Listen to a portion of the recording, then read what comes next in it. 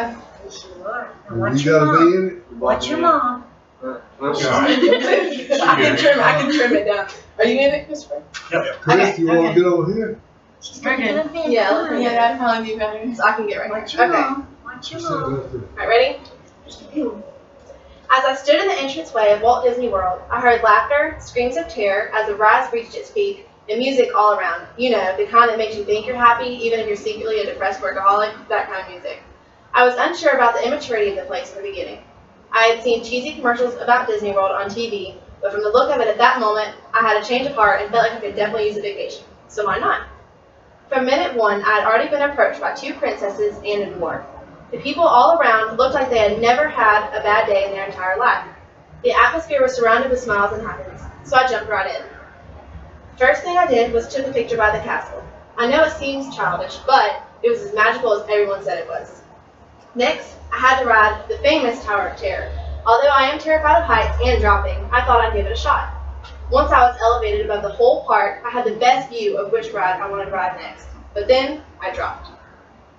And oh boy was that scary. So after that ride, I decided to scope out the pool and soak up some sun. I ended up staying there until the sun went down. I couldn't wait to see what tomorrow had in store for me. The next morning, I woke up to the sound of crystal blue waterfalls outside of my window. It was such a relaxing sound, and I made up my mind that morning that I wanted to find teenagers my age to ride rides with that day. Well, that wasn't very hard, because Disney was full of people of all ages. There were families with young kids, there were single moms with toddlers, there were teenagers without parents, and even newlyweds came to Disney World for their honeymoon. I ended up joining the first group of teenagers in line for Rock and Roller Coaster. This is an indoor roller coaster, and it's really dark inside, so you can't see where you're going.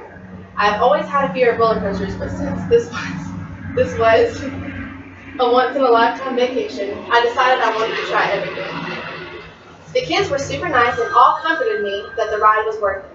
And after the ride was over, I realized I had conquered my fear of roller coasters and rode it again and again. Now let me tell you about the restaurants. There was a different one on every corner. Whatever you wanted, it was there. They had a fantastic Italian restaurant with salted pretzel bread as an appetizer. I decided that one was my favorite. And every time you turned your head, your glass was refilled, even after just taking one sip of your drink. Toward the end of my vacation, we went to a restaurant that had the best of both worlds. A generic cafe, but it was also upper class. And some of the Disney stars walked around to greet everyone and gave them their autograph. After trying every type of food from any culture that crossed your mind, I was satisfied and stuffed. After 6 days of sunshine and meeting the most friendly people, I had to pack up and say my goodbyes. I concluded my trip with a train ride around the whole park and enjoyed the relaxation and scenery of the most memorable vacation that I'd ever had. The car ride home was depressing, but I made so many memories that I will hold on to until my next visit to this magical land. Very nice.